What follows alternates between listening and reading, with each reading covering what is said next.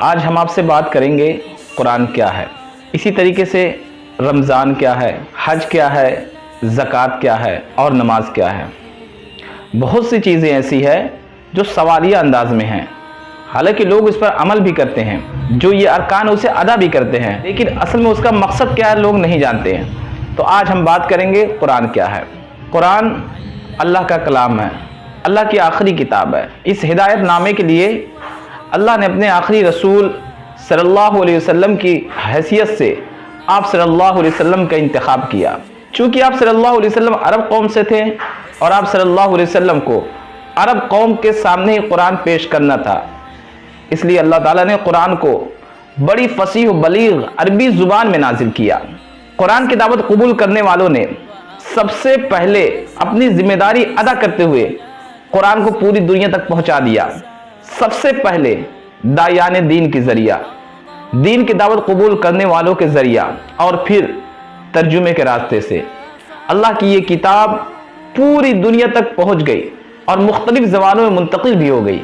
یہ بالکل فطری طریقے پر ہوا، ایسا نہیں تو قرآن کو کسی مشین میں ڈال دیا گیا ہو اور وہ آٹومیٹک لوگوں تک پہنچ گئی ہو اور پھر اپنے سے تمام زبانوں میں منتقل بھی ہو گئی ہو۔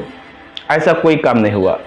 جس طریقے سے لوگ اپنا کام انجام دیتے رہے، روزمرہ کی جیسے ان کی زندگی رہتی رہی، کھانے پینے کا ان کا اہتمام رہتا رہا، اسی طریقے سے لوگوں نے قرآن کی ذمہ داری سمجھتے ہوئے، اللہ کی کتاب سمجھتے ہوئے اور قرآن سے لگاؤ رکھنے والوں نے اور اس کی چاشنی حاصل کرنے والوں نے اپنی ذمہ داری ادا کرتے ہوئے اللہ کی یہ کتاب کو بہت ہی اچھے طریقے سے لوگوں تک پہنچا دیا۔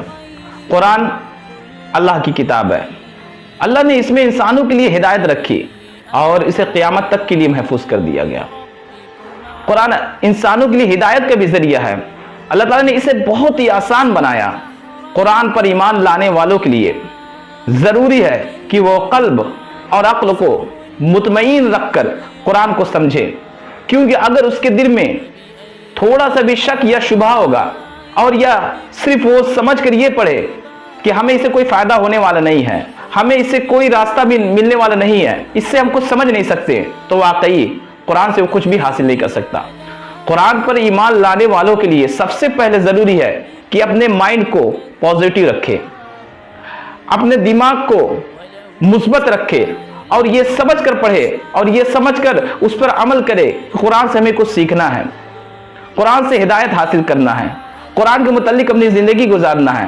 قرآن ہر طریقے کا ایک ذریعہ ہے جس کے ذریعہ ہم بہت سی چیزوں کو پا سکتے ہیں اور سمجھ سکتے ہیں۔ قرآن پر ایمان لانے کے لیے قلب اور عقل کا مطمئن ہونا بالکل ضروری ہے، کیونکہ اس میں عقل اور قلب کو مطمئن کرنے والے دلائل سے آراستہ کیا گیا ہے، اور اس میں بہت سی ایسی نشانیاں ہیں جو آپ کے قلب کو بالکل مطمئن کر دے گا۔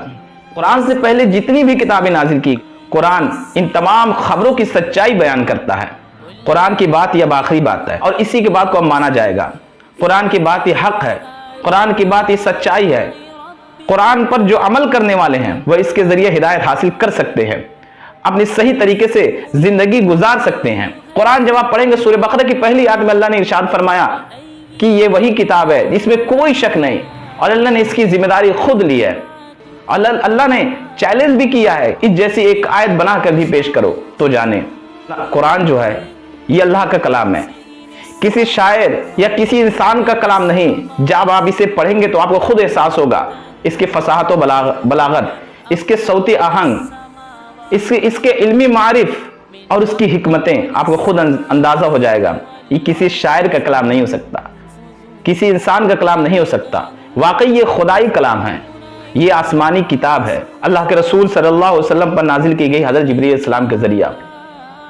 قرآن اللہ کے رسول صلی اللہ علیہ وسلم پر نازل کیا گیا، وہ بھی تھوڑا تھوڑا کر کے، جس کا تقاضا اس وقت کے حالات کرتے تھے، جیسی کنڈیشن ہوتی تھی، جس ٹائپ کے حالات ہوتے تھے، حضرت جبرائیل علیہ السلام وحی لے کر اللہ کے رسول صلی اللہ علیہ وسلم جاتے تھے۔ ہجرت سے پہلے جتنی آیتیں بھی نازل ہوئی ہے اسے مکی کہتے ہیں، اور ہجرت کے بعد قرآن کے اندر جتنی بھی آیتیں نازل ہوئی اسے مدنی کہتے ہیں۔ ان دونوں مضامین اور اسلوب میں فرق ہے، اور اس کا فرق صرف وہی سمجھ سکتے ہیں جو قرآن سے جن کا تعلق ہے، قرآن سے جن کا رابطہ ہے، قرآن سے جن کی دل لگی ہو، وہی چیز کو سمجھ سکتے ہیں اور فائدہ اٹھا سکتے ہیں۔ تو اللہ تعالیٰ سے دعا ہے کہ اللہ تعالیٰ ہمیں قرآن پڑھنے، سیکھنے اور عمل کرنے کی توفیق دے۔